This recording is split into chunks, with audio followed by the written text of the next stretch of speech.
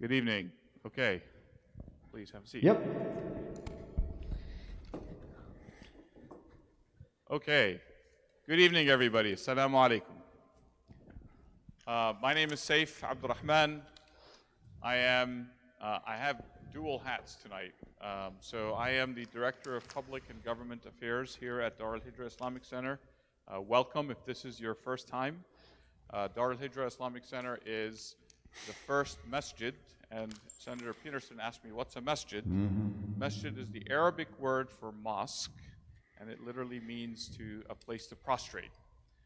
So this is the oldest masjid in Northern Virginia, opened in 1983. If you were driving in, the house that you saw was actually the original place of prayer, and then this building was opened in the early 90s.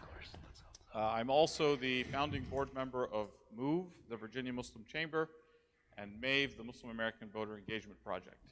And the intent is to further civic education for American Muslim voters, particularly in the Northern Virginia community. Our focus is in Prince William, Loudoun, and Fairfax counties.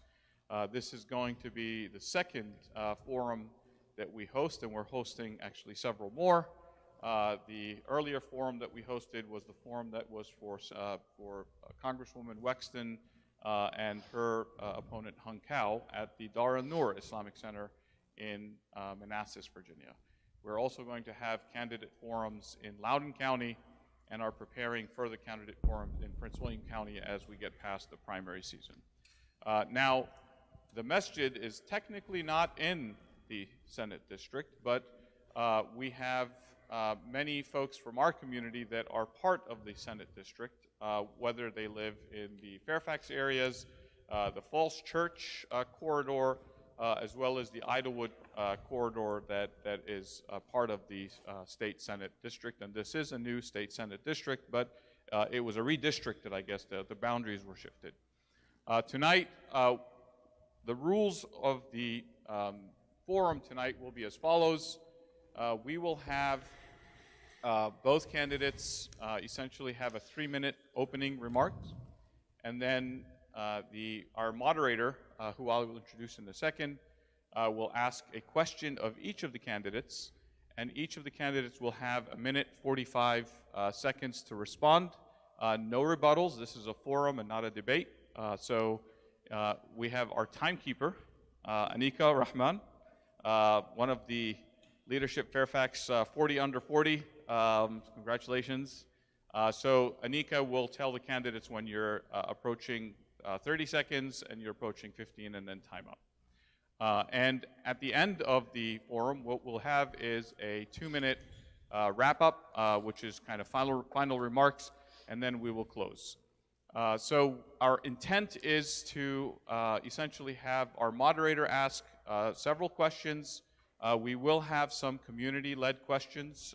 So towards when the moderator gets through the question, we'll have some of our community members allowed to ask some questions. So who do we have with us tonight? First and foremost, I'm going to introduce our moderator for the evening, Tuqa Nusayrat. Tuqa, can I invite you up here, please? Tuqa Nusayrat is actually a board member at the Dar al-Hijrah Islamic Center here. She is also the Director of Strategy, Operations, and Finance at the Atlantic Council's Rafiq Hariri Center for Middle East Programs. She joined the Council in 2012 and has played a key role in shaping the direction and growth of the Council's Middle East-related programming, publications, outreach, and development, and advancing relationships with vital stakeholders, including donors, board members, and high-level contacts. In addition to managing a team of Washington-based fellows and staff, her research focuses on political reform, civil society, human rights, broadly in the region with a special focus on Jordan. She worked at the Project on Middle East Democracy and the National Endowment for Democracy, holds a degree a master's degree in foreign service from Georgetown University and BA in Government and International Politics from George Mason University. Also tonight is joining us is State Senator Chap Petersen.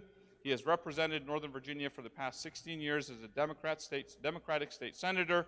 He grew up in the city of Fairfax, attended Fairfax High School, and graduated from UVA Law School. He entered private practice over the past 29 years, has represented thousands of local citizens and businesses as a lawyer. He lives in Fairfax City along with his wife, Sharon Kim Petersen, and their 4 children. In 2017, Senator Petersen established his own law firm, Chap, Petersen and Associates, near the historic Fairfax County Courthouse, and has grown to 14 employees representing many languages and backgrounds. Can we have a welcoming round of applause for Senator Petersen? Thank you. Our other candidate this evening is Mr. Saddam Salim. He's a first-generation immigrant born in Bangladesh. Saddam attended Falls Church High School, where he was a track and field athlete, president of his class, and a recipient of the John Morris Athletic Scholarships. He attended Northern Virginia Community College and George Mason University. During his career, Saddam has worked at PenFed Credit Union, Kearney and Company, and the United States Institute for Peace. Actually, that's where we first met, I believe, and as a financial consultant. Today, Saddam works at 11th hour service as a senior consultant advising federal clients. Can we have a round of applause and welcome our candidate, Saddam Salim? Thank you very much. I'm going to turn it over to our moderator, and none of the candidates have seen the questions. So our moderator is the only one, neither have I. Our moderator is the only one that will be, has chosen the questions, and then after she finishes, we'll open up to questions from our community members.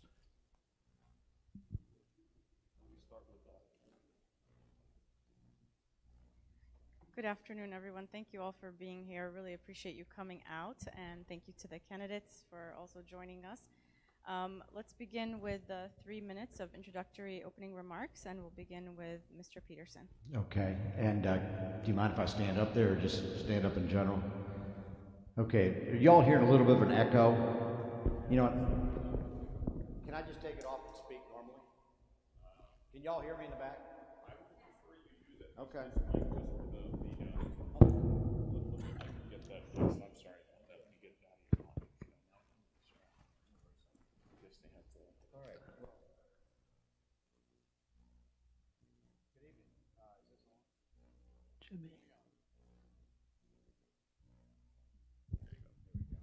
Okay, good evening. I'm Chap Petersen, Virginia State Senator. I want to thank the mosque for having me here. Thank you very much, the moderator and everybody else.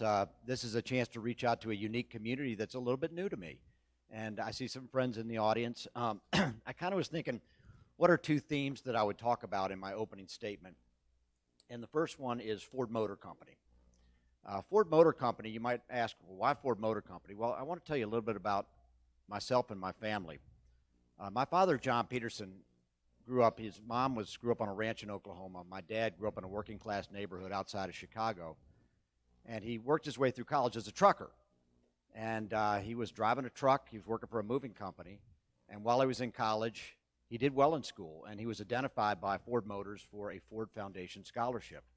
And as a result, he was able to continue his education. He graduated from Northwestern University, went on to the Wharton School of Business, got a PhD in economics, ended up teaching at George Mason and becoming a very significant American economist.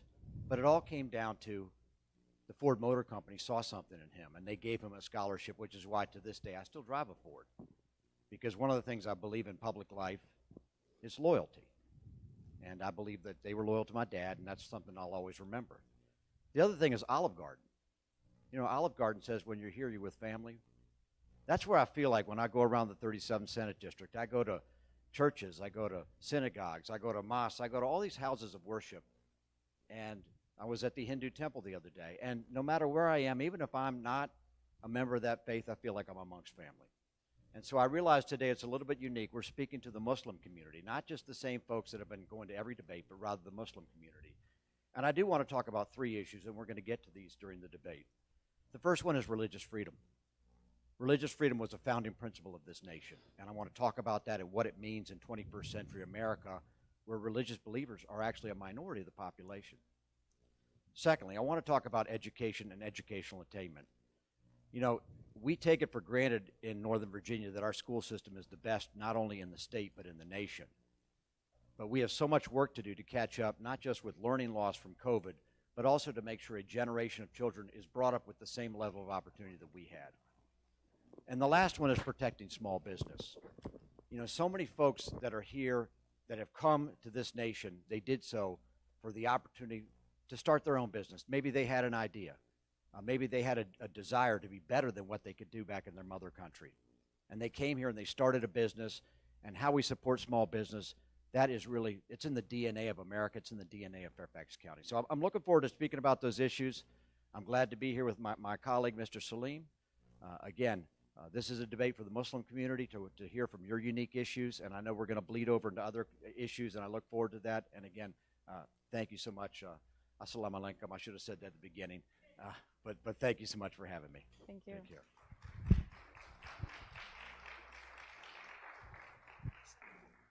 It's up to you. First of all, assalamu alaikum everyone, and thank you for coming this evening. Again, my name is Salim. I'm running to be your next state senator. I'm running because we need to focus on Virginia's future. It's time for leadership that not only votes, but does something for our communities. We need a public servant, not a public figure. The story of how I got here is why that matters to me. I came to this country due to climate change. My family experienced homelessness. We were able to get affordable housing through Fairfax County's affordable low-income programs. My parents were able to find healthcare through that same program from community health centers. And that's where my mom's life was saved. And at the same time, my dad found out he was diabetic, and he's been managing that for the last 20 years. I attended Falls Church High School and got a top quality public education from our school system. And I was able to attend colleges, our community colleges, and George Mason University. After college, my family purchased our first home in Falls Church by pulling all of our resources together. For work, I'm a federal consultant for federal agencies. My story is similar to others. We struggled to find the American dream. It was about coming to America, being homeless, finding affordable housing, finding affordable education, and finding affordable health care. Finding a job and then buying a home. We achieved the American dream, but we struggled along the way. Like I said, my parents struggled. They had limited public transportation and worked 10 to 12 hours a day and raised 3 children in a foreign country that they can eventually call it home. As a first-generation immigrant, my story is the story of all of us that are sitting here today. I'm a product of policies Democrats support and continues to fight for today: affordable housing, health care, education, and jobs. Now, I feel it's important for me to give back to the communities that took care of me. And of course, because of my lived experiences, I see others struggling, and not knowing what the future looks like is why I'm fighting today. So, thank you.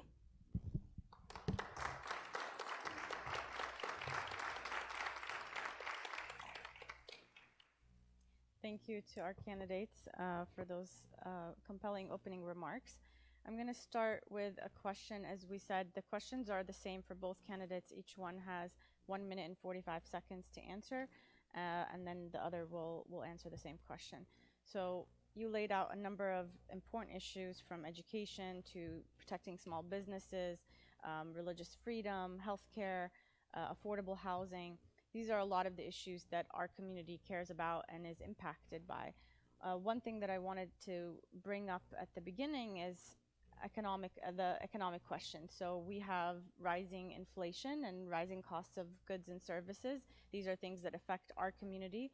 What specific measures will you introduce to help families struggling with the rising cost of living in this area? We'll start with Mr. Salim.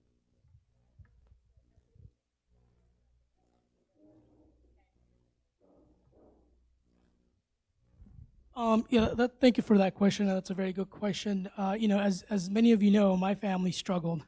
My dad literally worked as a dishwasher, worked his way up to the head chef at a local restaurant in the city of Falls Church. And that not only taught me the value of the economy, the value of what immigrants really value, but at the same time, when we look at how do we help folks when it comes to inflation, when it comes to the rising cost, is government, our state legislatures need to look at how do we, attack it from not only school issues, but from feeding children at the schools? Is there a way we can find a way to feed all children without having that be a big burden on the state, on the families? That essentially reduces the cost on a family. And of course, when it comes to rebates, we can definitely look at that because right now the state has a large surplus, and they're going back between, do we give teachers a pay raise or do we give corporations a tax cut?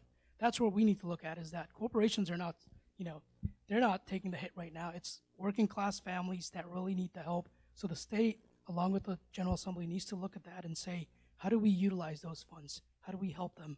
Those are some of the measures that I would look at, is, hey, looking at state budget, looking at surpluses and how we can give that back to communities, how we can go in, help out the school systems by making sure that all children are fed. Thank you. Well, the question was about inflation, and I think the price of all goods is rising pretty rapidly. I think we need to look at what are the core essential products and how do we make those affordable to people. And probably the most essential product other than food is medicine. And the cost of medicine has been skyrocketing over the past decades. And I had a bill, Senate Bill 957, which would have put caps on the price of prescription drugs in Virginia, and it worked as follows. Thanks to the Manchin-Schumer Act that the Democratic Congress passed in 2021, the federal government for the first time actually negotiates prices for drugs we use in Medicare. And they will negotiate that price with the large drug companies such that the research funding and the manufacturing cost and the marketing cost and a return on equity is all baked into the price. And then they set what's called a UPL, or upper price limit. And that UPL is public. It's out there. So we know what the UPL is for a certain drug. Let's say it's a drug to control diabetes, for example. And so we can use that information to negotiate the drugs we purchase for Medicaid, which is about $4 billion a year. We can also use it in the private market to put caps on what can be charged by private insurance companies and by private retailers who sell these drugs. And, my wife and I, my wife's in the audience, her parents have lived with us for really a generation, and the cost of prescription drugs is terrible. And so that's really the number one thing we can do, is pass that bill, which was Senate Bill 957. I got it through the Senate 2613 with bipartisan support. The governor opposed it. I'll bring it back next year. The second thing, and I'm running out of time, I do want to talk about real estate taxes. I realize it's a huge burden, particularly on folks that are on fixed income, and I'll catch up to that later. Thanks. Thank you. Related to inflation is also affordable housing. So this is a big issue for our community as well. Median home prices are hovering around $650,000 to $750,000. How do you plan to ensure that members of our community have access to safe, affordable housing, and what steps will you take to address the systemic barriers that prevent many from accessing this basic human need? And we'll begin with Mr. Petersen. Okay, thank you. And yes, affordable housing is always been an issue. I've lived in Northern Virginia since 1968, and I think it's probably been an issue every single one of those years because we've had a relatively hot real estate market. I think there's a couple things we can do, and let's start with the most obvious, is give options to local governments, whether it's Fairfax County or Falls Church City or Fairfax City, so that they can have the ability to create more multifamily units. They can create affordable dwelling units, maybe within the same single-family lot. Again, I live in a house. My wife and I have a half-acre lot. We have a garage in the back that could be converted to an in-law cottage. It could be converted to I see my children in the audience. I don't want to predict they're going to end up there, but I mean, there are different housing options that we can develop at the local level. One of the things I've been most excited about, and I kind of geek out a little bit on tax policy, is this concept called split rate taxation, where you actually vary the tax rate in certain zones. You don't tax improvements, but you tax raw land. And so you have a higher tax on raw land, which encourages people to develop and go vertically. So in other words, they build density, they go vertically, and they create more units, which can be cheaper and more accessible. And if you do that around metro stops or urban centers, you're actually creating housing that can be affordable, or workforce housing for, say, police or teachers or people like that may be making, $60,000, $70,000, $80,000 a year. So the bottom line is we can be more creative with our tax policy. We can be more flexible with our land use policy. I recognize not everyone's going to live in a quarter-acre single-family lot like we grew up in.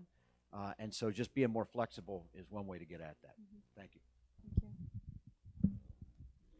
Thank you. As somebody who's life has been impacted by affordable housing, I definitely can say there's not enough housing. The key to housing is to build more housing. And of course, we're not able to just find a random lot somewhere, just put houses in neighborhoods. We first have to preserve what we have. We have to look at not only inventory in the commercial side and see can we convert a lot of those into actual homes that can be rented out. So those are some of the things we have to look at. And Richmond has the ability to allow localities to change their zoning, to give them the ability to make those changes on their own. And of course, when we're building homes, when we're building apartment complexes, it needs to be built around transportation system, around hubs, around metros, so that it takes away the burden from whoever is going to be living there of owning a car or adding the cost of insurance and all that. So those are some of the things that needs to happen. That Richmond's able to make those decisions and let localities determine those things. Thank you. Thank you. So staying on the economic side, we're going to talk about small businesses.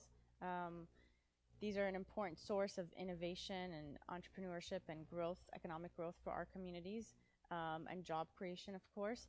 How do you plan to foster a culture of innovation and entrepreneurship in this area to retain the talent? A lot of people are going outside of Northern Virginia.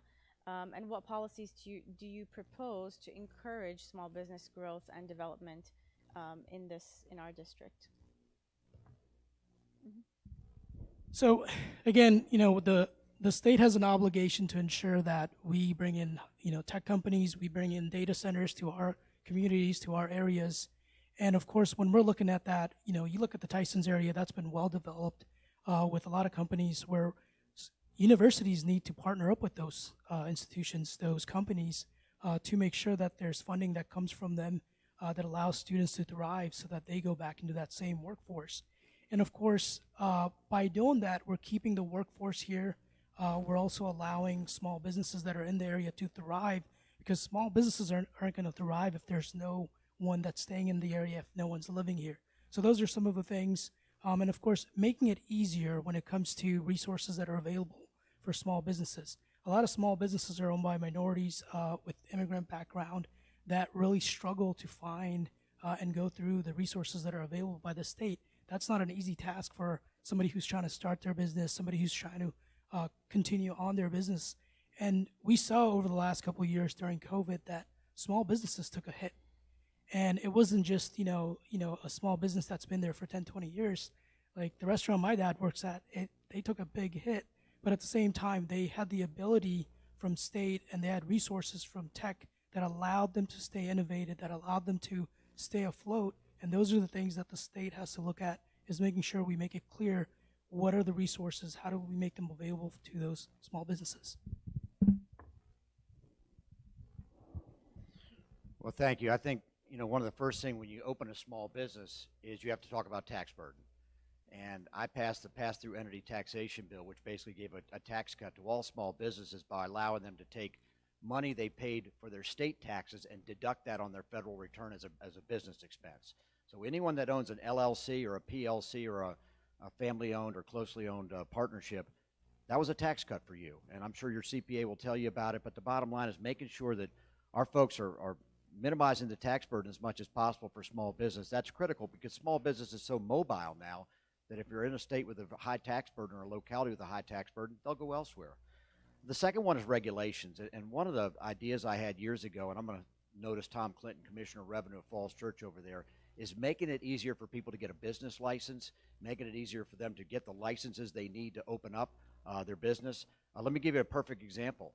A lot of businesses need CDLs, commercial driver's licenses.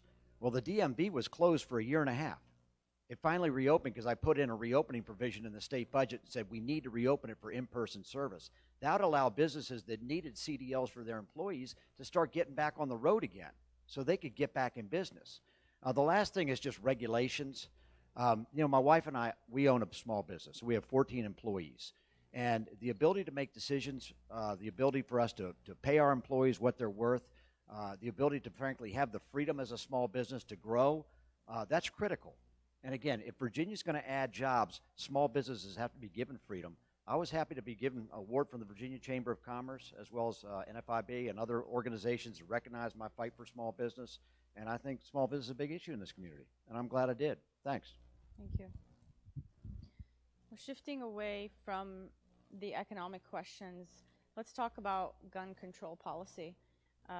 Mr. Petersen, you voted no to ban assault weapons in 2020. And, you know, lately there's been a string. We know every year there's just increasing numbers of mass shootings, and people say, you know, it's a matter of time before one of them comes to our community. How can we protect our communities from these type of events, and what type of specific legislation would you support or not support when it comes to gun control? Sure. Well, thank you for the question. Obviously, gun control is a major topic across the United States and certainly in Virginia. And I'd preface by saying in 2020, we passed 4 major pieces of gun control legislation. We passed the red flag law, which allows us to take guns away from people that are acting dangerously. We passed the criminal background checks, which requires every commercial transaction to go through a background check. We passed the 1 gun a month, which reinstated the idea that you can only purchase 1 gun a month, which closed down the loophole for people to come into Virginia and purchase firearms. And we also passed local control, which allows localities to pass their own ordinances to limit firearms in public areas. House Bill 961 was a bill that we did not pass, and there were 4 Democratic lawyers. We all voted against it, and we passed it by. And the reason was it made basically the possession of certain assault weapons, which was defined as 13 different categories of weapons, a Class 6 felony. But the problem is if people have legally purchased the weapon and they have it in their house, then it's hard to make that a felony. That would be basically a violation of due process because they become a felon as soon as you pass the law. We are in favor of a prospective ban on assault weapons. We passed that in the state Senate. We'll pass that again. I agree. We need to get AR-15s off the street. They should not be sold. They do not have a sporting purpose. But one of the things I've learned, and I've been in this business 22 years, is every time you pass a criminal law, you have to think about what type of effect it'll have and what population will be applied against. And again, when you put people and make them Class 6 felons just simply by their status, not based on any conduct that they've done, that's problematic. So the bottom line is gun control is an important issue, and we're going to get there. I'm proud of what we've done in Virginia. We have more work to do. Again, I think we should ban the sale of AR-15s, but the bill that we voted against, we did so for a reason. Thanks. Yes, please. So I'm going to be straightforward with the gun control stuff. You know, since 2007, I was in high school, and that's when Virginia Tech shooting happened.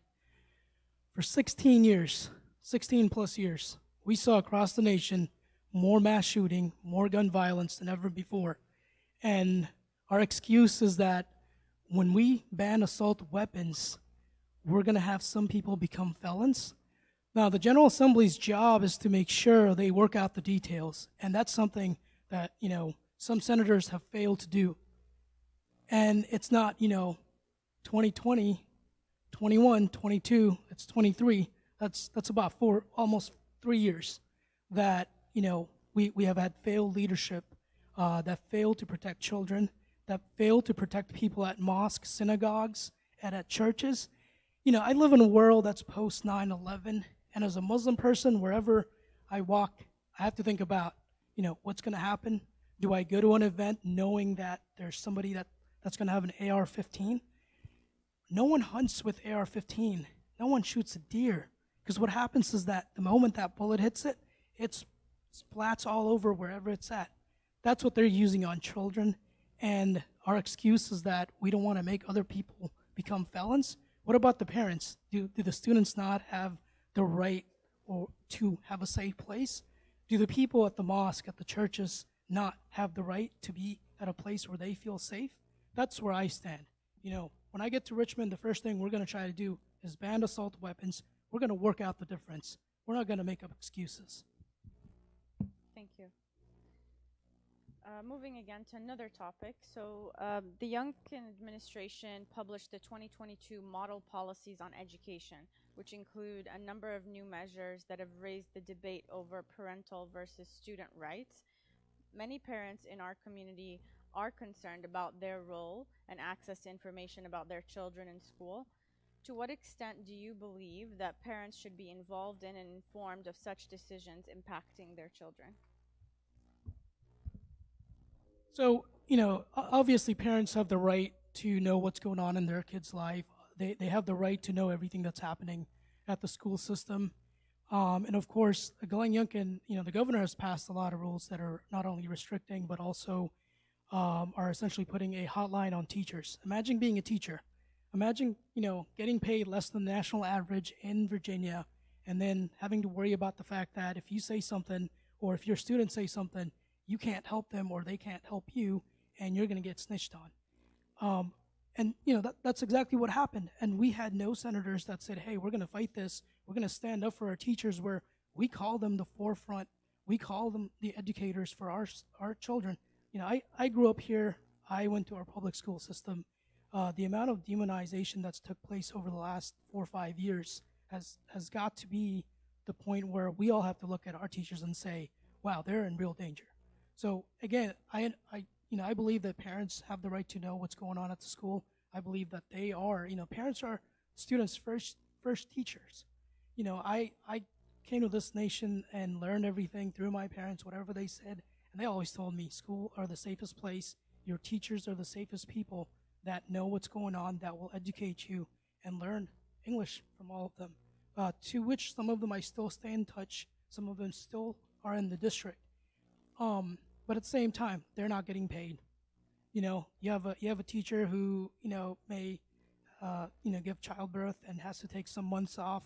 They're not getting their full retirement after they retire. So those are the things we need to be worried about, as well as making sure that parents are aware of all that. Well, I think this is working okay, isn't it? We're gonna when we ask audience test. No. Okay. Can you all hear us? Yeah. Okay, we're good. All right, thank you. The question was about teachers, and first of all, I think the question was about parental involvement, and the short answer is yes, of course parents should be involved. I mean, who here does not think parents should be involved in their child's education? I mean, they ought to be kept up to date on what the grades are. They ought to be kept up to date on what they're learning. We had a bill this year I actually co-sponsored with now Congresswoman Jen McClellan called Parental Backpack, in which basically you're given a scorecard about your child's academic achievements as well as their test scores. It's kind of like you can track a stock.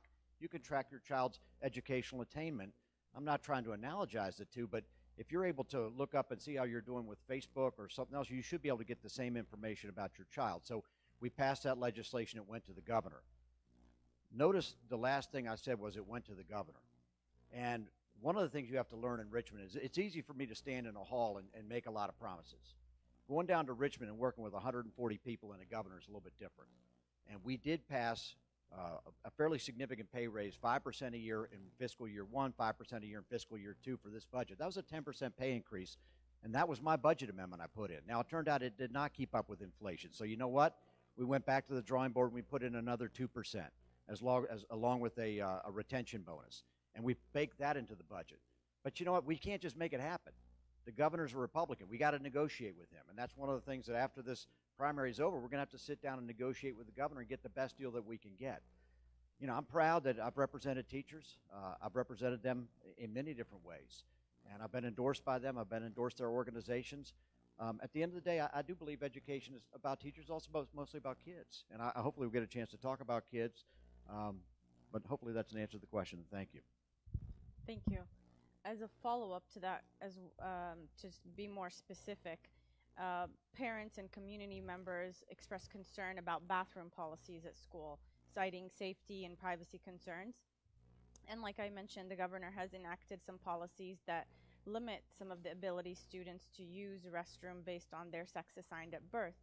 How do you address these concerns while juggling parental rights and student rights? Mr. Petersen goes first. Well, I'm happy to let you answer that one.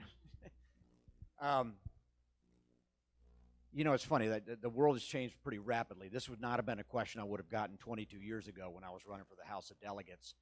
I think it's fair to say that a lot of these issues in the state legislature, you need to step back and let it breathe a little bit. And I think people sometimes come in with a one-size-fits-all legislative change. I think school boards have actually done a pretty good job of managing this. I think principals have done a pretty good job of managing this. One thing I'm always cognizant about is when I go into a school, that principal is managing that school. And, you know, granted, I'm a taxpayer, I have a right to be there, but by the same token, I don't second guess the people that are on the front lines and the folks that are principals, their teachers, and even school board members. They're making these decisions. I think our job in the state legislature is to provide funding, is to decide what the standards of quality should be, decide what the academic standards should be. And in terms of these sort of issues about who's going into what bathroom stall, we really shouldn't be micromanaging that. I think that's an area where we need to let the issue breathe a little bit and let those folks that are on the scene make those decisions. Again, I believe that students need to feel safe at a place that they attend, and those are schools. And just as much as anybody else, they have the right to have policies in place that will not only protect them, but also encourage them to be who they are. And when we talk about the bathroom policies, when we talk about, we're specifically talking about the LGBTQ community that's been under attack for over many, many years. Again, those are the same communities that have stood with, me, with a lot of our folks when the Muslim ban took place. They stood behind us for a lot of things that the community took in during the years. It's time where, we come to terms to stand behind them, along with making sure that when policies continue to get under attack, where their personal rights are being attacked, that's the moment where we need to relook at that and say, are we oppressing someone else's right, or are we taking into consideration that we are preventing someone else from having the same rights that we fought for many, many years? So that's where I stand, and of course, letting our school boards decide what they want to do, making sure they get the funding from Richmond that they deserve, and not where there's threats to funding that may be held back, or there may be litigation in that sense when it comes to funding because of policies that the local school boards have put in place. And to that point, local school board members over the years, they took in so much, and this is they're doing their thing for essentially for free, giving up their time to ensure that policies that matter to every community is in place. Okay, thank you. Well, I'm going to turn to the audience. Saif will help me field some questions from the audience. So, please.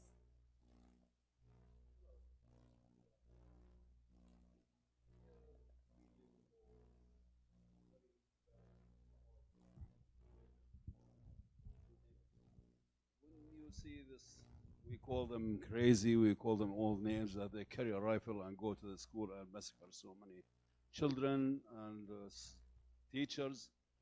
I don't know why the NRA have overpowered the government and they pass their rules. Then what is our government good for? Just collect taxes? There must be some rules to control the arms, to save the lives, that we are proud to see them graduate from the school like any other person and not to lose that good opportunity. Thank you very much. So the question is about the role of lobbyists like the NRA in our government. Well, I think, the question was about basically people that, having too much power in government. And, one of the things I've seen is lobbyists is a cycle. And for example, when I first came down to the legislature, the NRA was very powerful. Dominion Power was very powerful. And they were, excuse me? Well, what I was going to say is it actually sometimes goes back the other way. For example, Dominion Power, we've actually cut back on their power. We've put more regulations on them. The NRA, we've passed multiple gun control bills that they've opposed. Again, if you look at Virginia right now, our gun control laws are not much different than, say, Maryland. And the problem is that there are issues when anytime you create a new criminal statute, you have to think about, okay, if I create a new criminal statute, let me give you an example. On the criminal background check bill. Criminal background check bill deals with commercial transactions. The original version had to do with any transfer. Well, let's say, for example, you inherit, your father dies, and you inherit maybe a shotgun from your father, and then you give it to your adult son. Well, those would be two transfers. Should that be a felony? So again, you have to be careful with criminal laws that you make sure you don't capture what would otherwise be innocent behavior. But that's not what the lobbyists, the lobbyists, is your question, is eventually the lobbyist power comes and goes. The people like you speaking, being in the community, talking to your elected representatives, that's more important than a lobbyist. That's my honest opinion.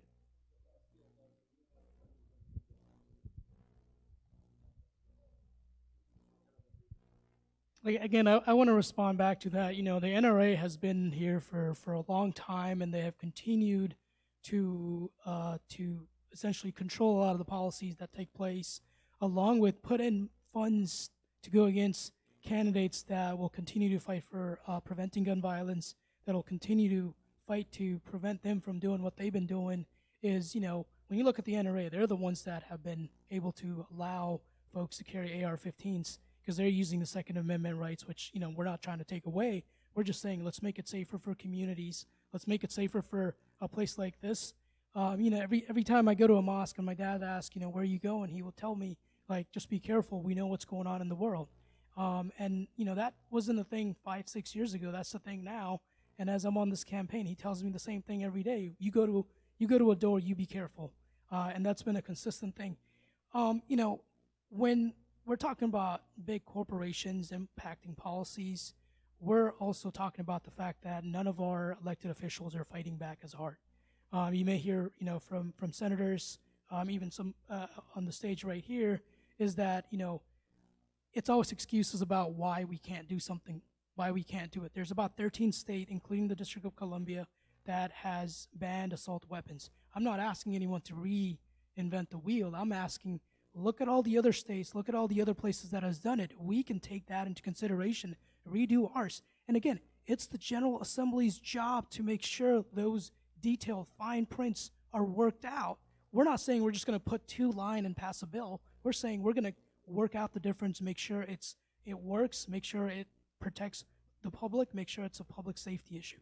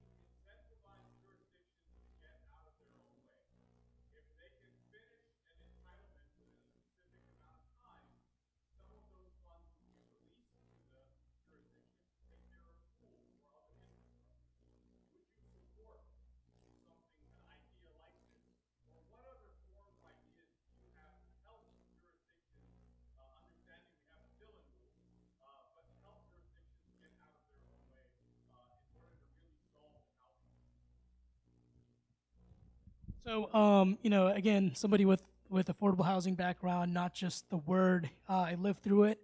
I would support that idea. And the reason I say this is because we need to figure out a way, where is the backlog? Where, you know, is it the county level? Is it the state? Do we need to bring all the developers, all the county folks, and the state in the same place to say, here's what we're going to do. If we were able to come up with the difference in funding, and you were able to reduce the number of days that somebody has to wait to get their affordable housing unit or for a construction to be done, if that could be significantly reduced, then they can tap into those funds. They get the funds available to them that they can use for schools, they can use for even more affordable housing. And again, my family waited about 2, maybe 2.5 years just to get a call to say, hey, there's a unit that's available. And at the end, you know, when we left, when we purchased our own home, we left immediately so that it could be available to somebody else that may have been waiting for years. So that's where I come from, is that I would support that. Again, affordable housing isn't going to get, you know, solved by just politicians talking about it. It's going to require bringing everyone to the table, having those awkward conversations, whether it's a Republican governor or a Democratic governor, to solve the real issues. And of course, when we're building affordable housing sort of, you know, 10, 20 miles away from here, we also need to look at transit system. How do we get transit out there as well? So those are some of the things that I look forward to working on, not just with developers, but also with localities. And, you know, the Dillon rule is something that, you know, we're going to have to look at as well. I guess I'd begin by saying we do have a Virginia Housing Trust Fund. It's about 50 million. It's a revolving fund, but it's not a lot. I think the number one thing we could do to help you is just reduce red tape. I mean, from the time you submit a site plan or the time you submit maybe a comp plan amendment, it's taken months, it's taken years, and oftentimes you miss the market.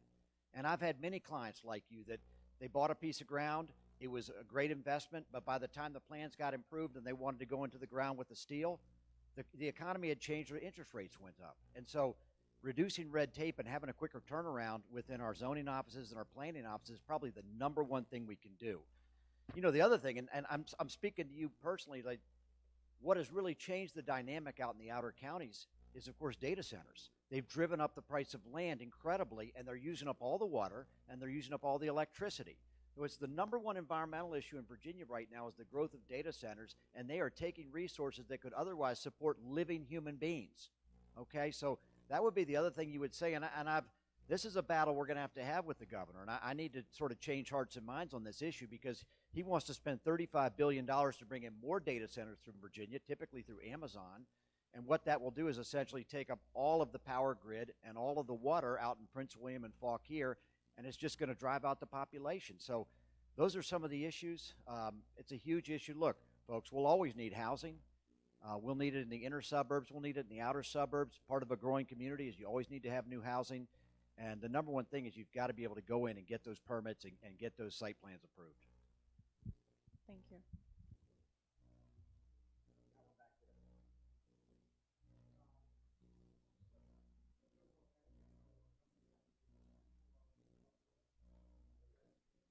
If you can come up here and project.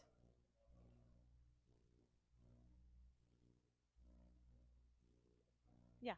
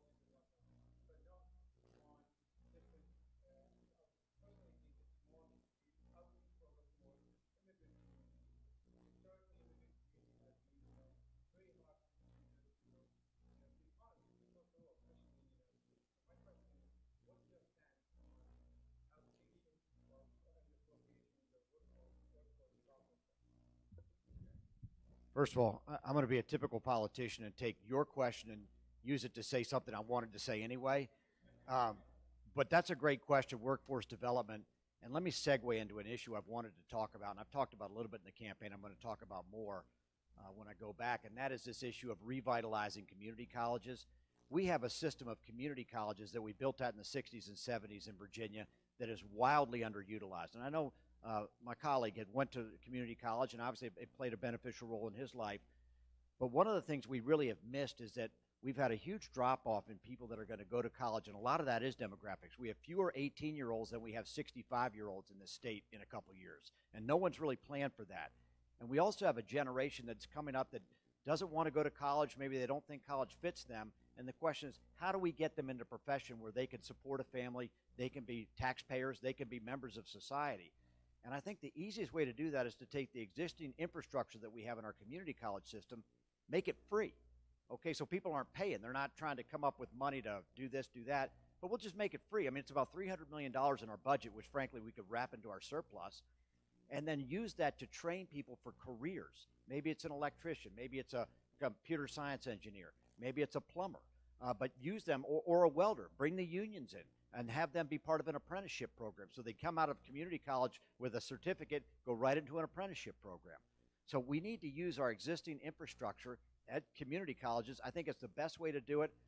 You know, I've been thinking about this for years, and honestly, I just feel like it's the best way to do it and the best way to tackle that issue. Thanks for the question. No, again, that's a very good question. Workforce development. It's something that where I see a lot of my friends. They go into tech, they go into other different areas. But when I started this campaign, I looked at somebody that went to community college, what can we do there, along with looking at unions. So labor unions already have a lot of these programs in place where they will let somebody come in, they will let you learn the stuff that you want to learn, from welding to being a plumber to being an electrician, while you're getting paid. And that's something that I think we may disagree up here, is that the only way a lot of labor unions can thrive, along with making sure there are programs that can continue, is by having companies that will come in. When we talk about data centers, when we talk about other firms that are coming in, a lot of jobs are attached to that are already being trained by labor unions at the moment. But labor unions are so limited to what they can do because we don't we're not repealing right to work. And that's where it matters the most, is that we're not allowing labor unions to collectively bargain on behalf of their union members, which is going to essentially reduce the cost on them, along with making sure they get the fair share of what they deserve when it comes to getting paid. And of course, my colleague up here brought up the data center, is that why are we afraid of change? If it's an environmental issue, we can look at that. We can work out the difference with the data center companies, but it also brings in thousands of jobs. If it's about clean water, if it's about battlefield, I don't know what it is, but we can hash out those differences. If it's about buildings that don't look great, we can work out those differences, and that's going to allow workforce housing to be developed so that it's around areas that are being developed. Thank you.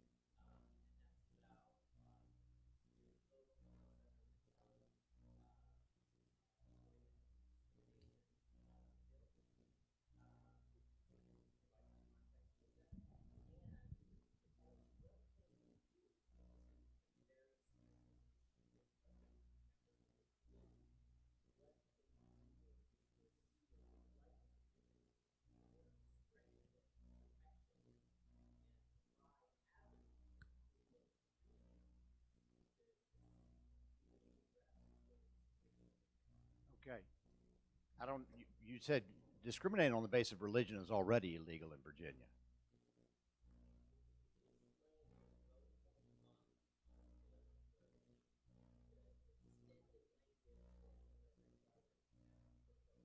Okay, I probably voted on 25,000 bills. Which bill was this? And which year was it, too?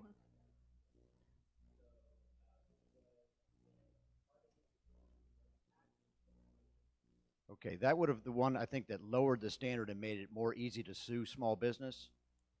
That bill?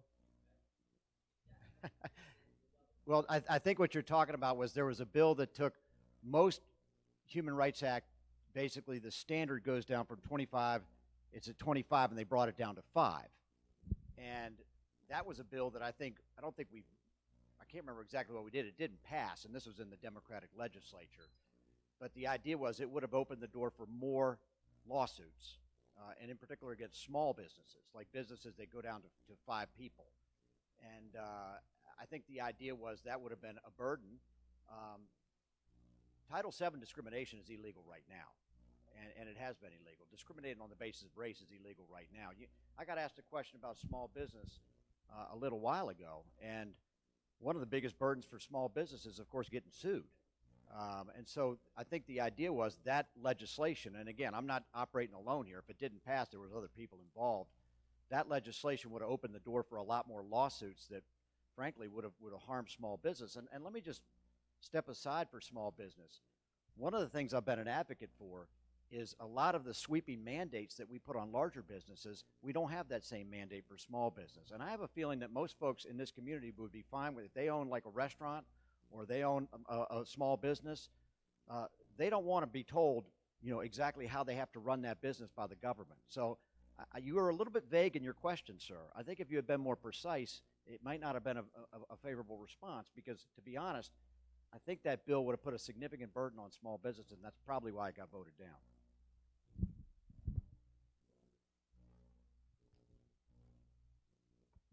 So, I mean, again, I commend my colleague for protecting small businesses. But at the same time, committee hearings are there for a reason. You pass bills, you have a couple of days to hash out the difference.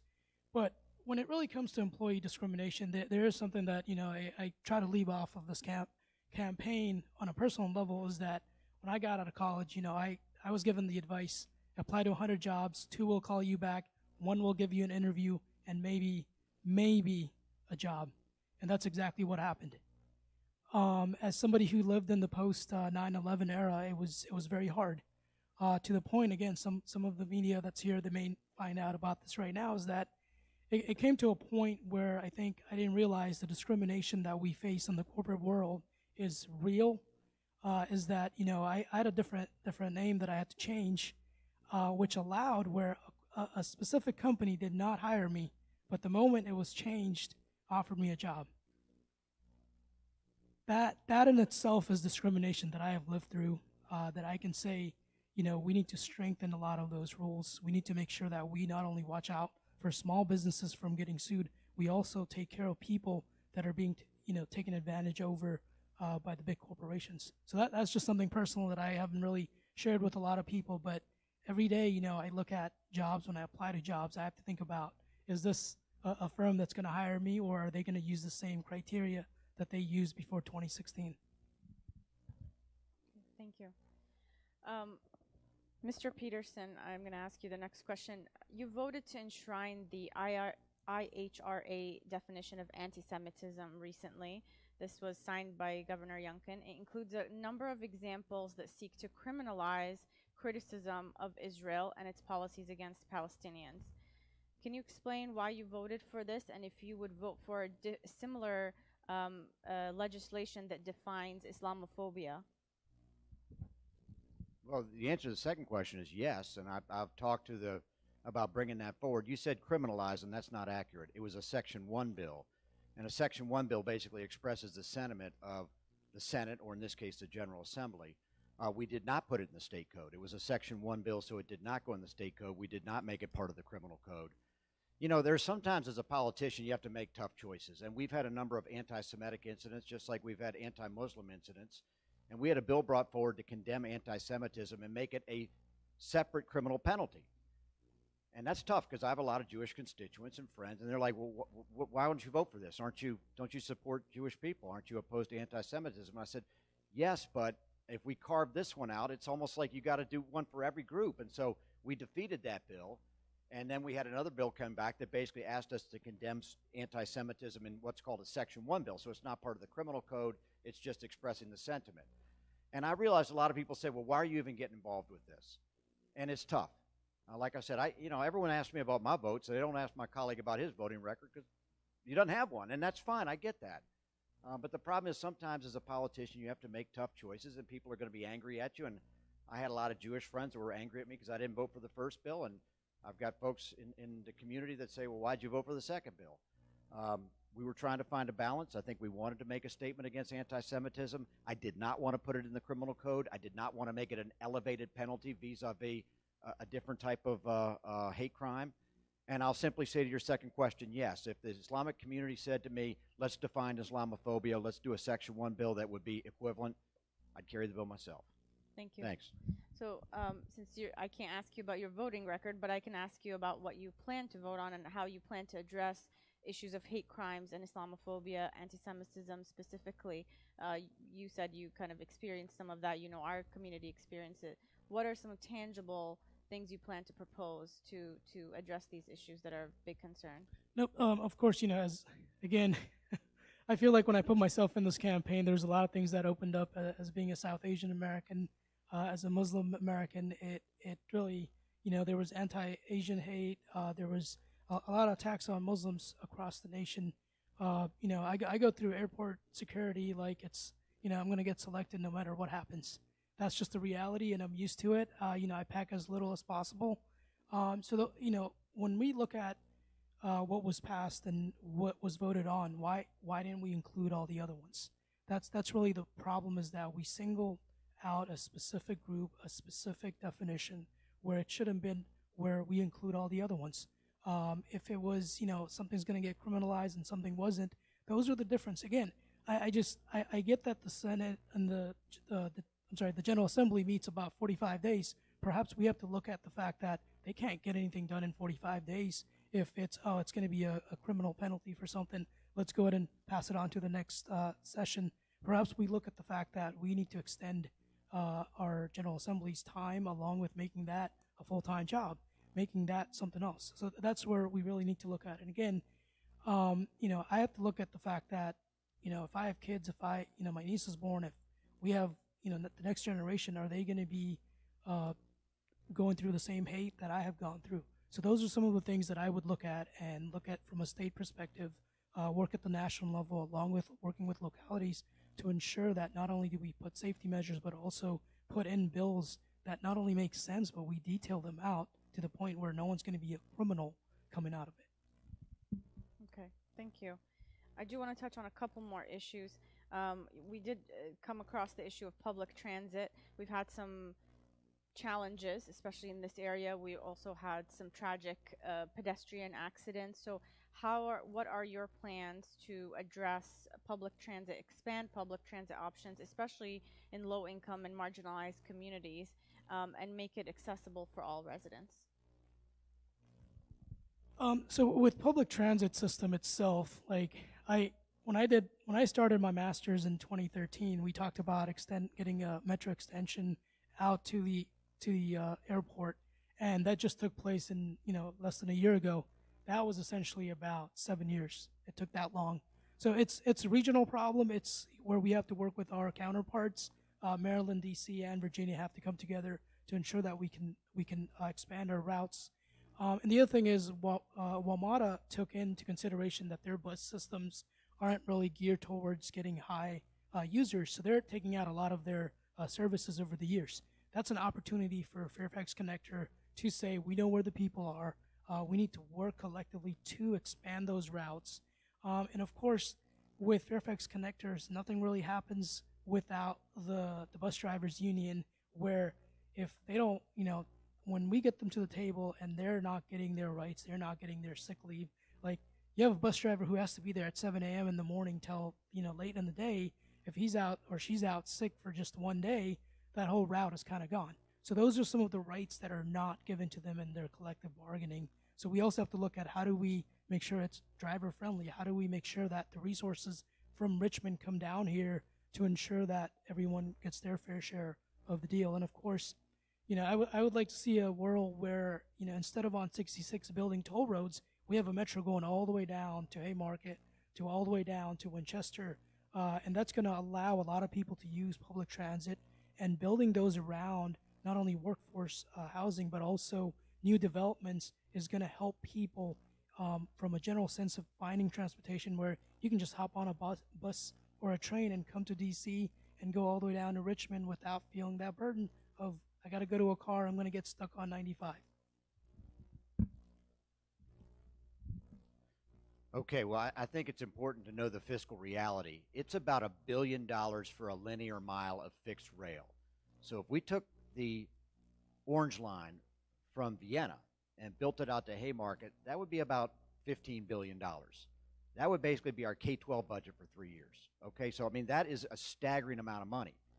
And we just can't afford to do everything, folks. I think one of the things we need to do is look at more cost-efficient options, such as bus rapid transit. Look at ways that we can get buses on dedicated lanes. One of the things we did about building I-66 was we didn't use taxpayer money. We used creative financing. We created more lanes. We put in lanes for buses and bus rapid transit so you can get downtown. Look, the I-66 construction sucked, okay? I get it. Quote me. But at the same time, that's an asset that our community is going to have for years going forward. All right, that's important. People have to make these investments, but they have to make smart investments.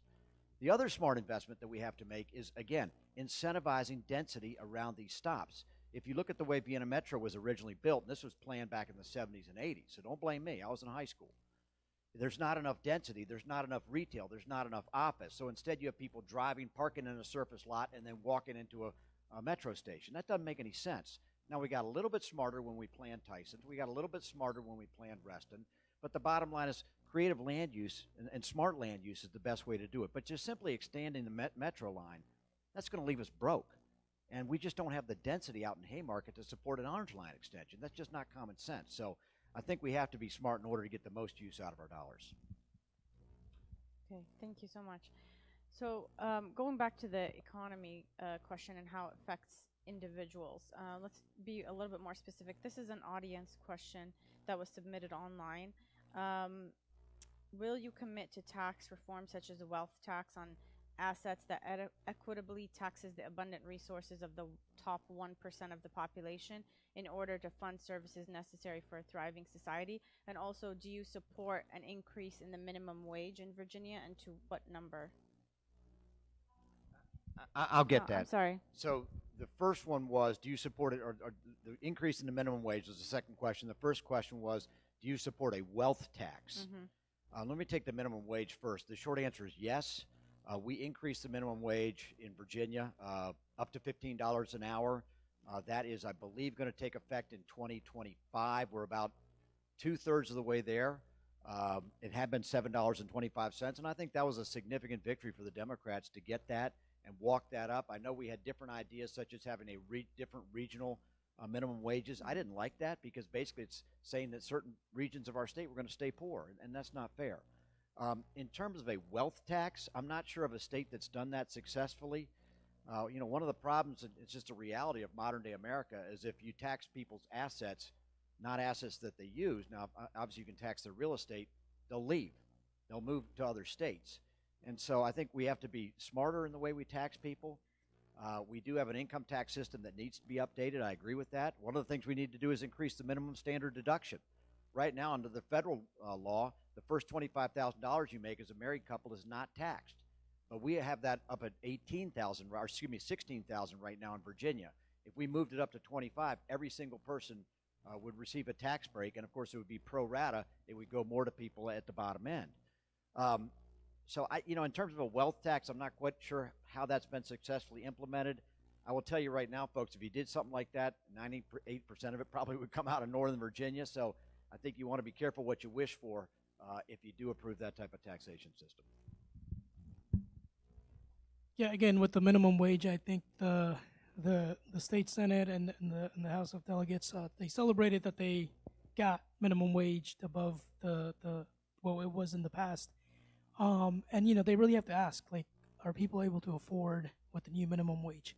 By the time people fight for, let's get it to 15, with inflation, we should really be fighting for 20. So yeah, I would support raising the minimum wage. I know we have to look at a lot of economics of how to do this, and of course it's going to impact a lot of not only localities but businesses across the Commonwealth. But that's something we owe it to the people that are in the Commonwealth. We owe it to people that are living every single day, working 80 to 90 hours a week, or every 2 weeks to make ends meet. We owe it to the immigrant community. We owe it to students. We owe it to people that say, hey, I want to come in here and go to work. I want to get into the workforce.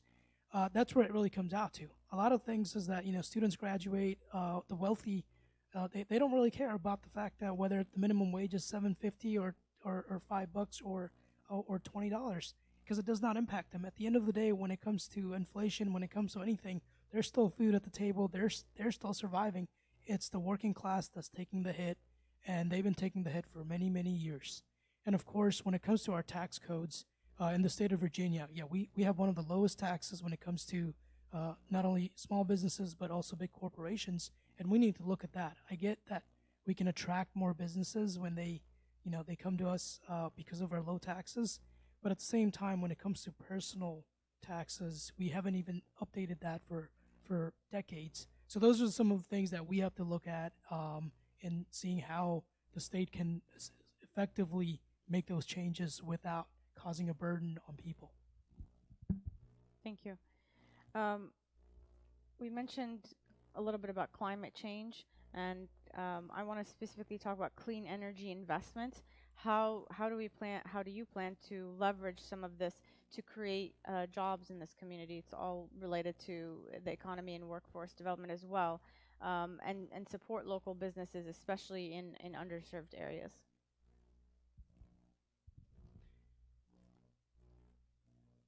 Again, as somebody who's been displaced because of climate change, that's a personal issue, and it's very important. But when it comes to the state itself, in the past, the state has an obligation to make these changes. They passed a bill that would allow people to get a credit when they buy an electric vehicle or energy efficient. They passed the bill, but they never funded it. That's what I mean. Like, you got 45 days to get all that work done, and they forgot to put the funding, and they still haven't funded that. So those are some of the things I believe we have to go back and say we're going to fund these programs, along with, making sure we allow localities to determine a lot of the incentives that they're going to receive if they go environmental friendly, if they make their buildings LEED certified, and so on. And of course, when it comes to, again, making sure that we're fighting for the environment, we have to do it not only at the local level, but at the state level, along with working with our national partners, and making sure we have the resources. We have to be able to tap into federal fundings that our governor, assumes he's not going to tap into. We talk about, hey, we're going to get to carbon neutral by 2050, but we're not passing bills to upgrade our electric grid system, where that's where we're headed. And that's the real issue here, is that we're fighting over a Clean Car Act that the Republicans are trying to repeal, when we should be fighting and saying we need to set standards for our electric companies to upgrade the grid system so that it can handle the energy consumption that's going to take that's going to take from the grid itself. And that's where, when we have data centers, when we have companies that come in, those are the negotiations and the deals we have to make, and that's something that I look forward to doing. All right, well, the question was about clean energy and how can we capture jobs from that. I mean, we've passed some significant legislation in Virginia, the Virginia Clean Economy Act, the Regional Greenhouse Gas Initiative, all of which basically leverage clean energy policies and incentivize power plants and other industrial users to go green. One of the bills that I had a decade ago was the Solar Freedom Act, which basically said homeowners associations could not prohibit solar panels. I mean, it seemed kind of obvious, but you had homeowners associations in their bylaws that would not allow solar panels, and just simply getting rid of that and making that unenforceable made a huge uptick in the sale of solar panels. One of the number one things we can do is open up the grid. We have basically for the last decades, generations, had one power company in Virginia that's provided all the power east of 81, and that's Dominion Power, Dominion Resources, and they've had a monopoly, and they've had a monopoly system. They own the lines, they own the power plants, they own the retail poles that bring the power right to your door. And I've fought them. I've fought them every step of the way. I've tried to limit their power enrichment. For the last couple of years, I've actually been successful. And one of my ideas is, what if we disaggregated the system? What if we actually allowed people to come in and say, maybe they used a farm, maybe they used their industrial building, they had solar panels, and they could sell it on the grid for a profit. This country's all about making money, folks. If you give people a profit incentive and a profit motive, they'll figure out a way to make it happen, and you can open up the grid and you can have more energy producers, not just users. Now let's talk about the user side. I'm gonna be a little bit of a teasing criticism of my colleague that he's basically adopting the Glenn Youngkin position on data centers. Data centers are already 20% of our energy load in Virginia. They're going to eat up all of this power. They're going to eat it all up, and people are not going to have farms. They're not going to be able to grow food, and that's a little bit of a problem. Okay. Well, that's all for the questions. We're going to allow you to make some closing statements, so we'll begin with Mr. Salim first.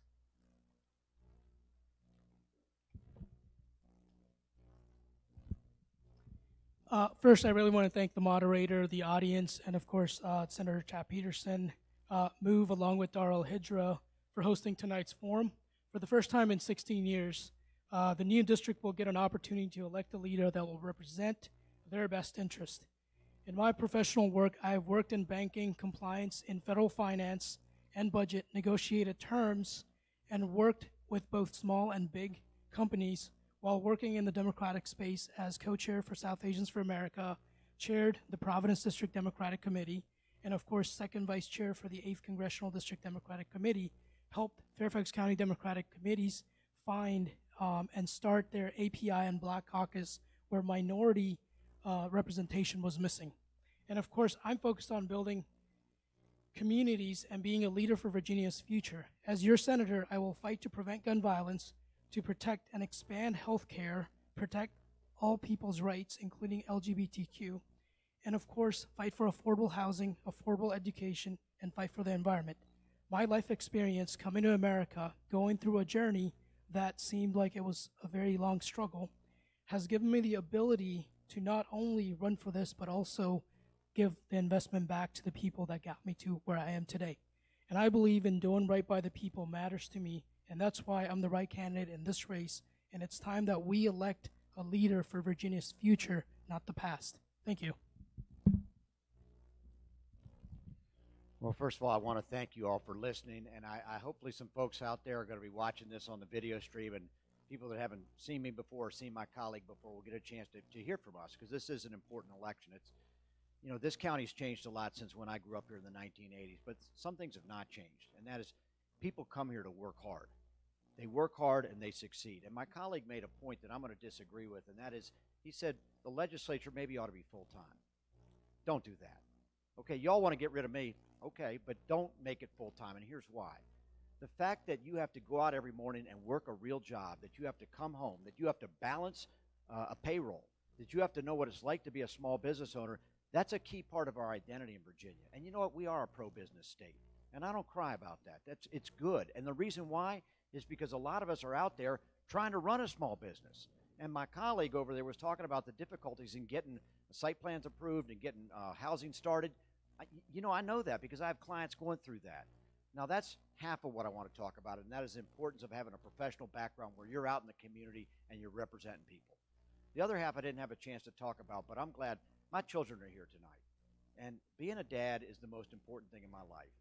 And to see my children succeed, that means everything to me. And, you know, we had a situation a couple years ago where our schools were closed for a year. And I saw the impact it had on our children. I saw the impact it had on my children. And you know what? I didn't care. I was like, we have got to get these schools back open because it's in the best interest of kids. And people were like, you're crazy, Chap. You're not going to win for re-election. That's unpopular. And I said, you know what? It's okay. Because if it's good for kids, then it's good. And I'm just one of these people that I look at the children in our community, and I see my own children. And just seeing them succeed, seeing them having the same chances I had, yes, they're growing up in a different community. I respect that. Yes, I respect the fact that Saddam can run and should be respected as a South Asian. I respect that. I'm married to an immigrant. But at the end of the day, you got to represent someone who's going to get something done in Richmond. I've got a record of getting things done, and God willing, I'll keep doing it for another 4 years. Thank you so much. God bless you. Thank you. A round of applause for the candidates, please.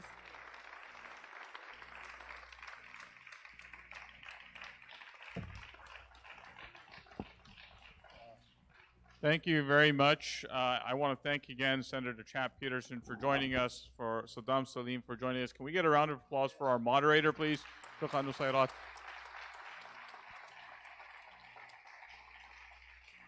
So we did live stream, and we will also be providing both campaigns a full video kind of once our folks finish an edit of all the cameras.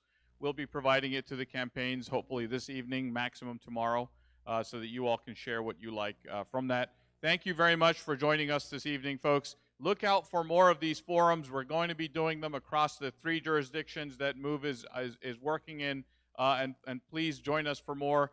Thank you very much. Have a good evening.